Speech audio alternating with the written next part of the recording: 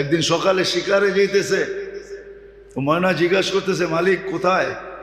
কয় শিকার করতে চাই। বলে কোথায় যাবে? কয় জঙ্গলে। কয় শোনো, আমার একটা অনুরোধ, আমার বন্ধুদেরকে দেখলে আমার সালাম বলো।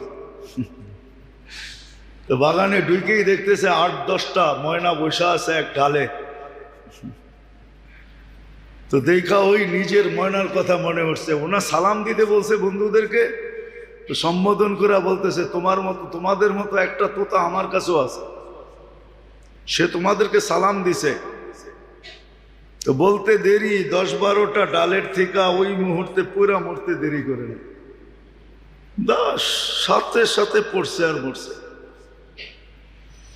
তো 10টাকে নাইরা চেরা উঠা মনটা ভাঙ্গা গেছে যে ওর সালামে এমন কি বিষ ছিল মিলানো যে বলতে দেরি মরতে দেরি হলো না, এক একটা কত দামি।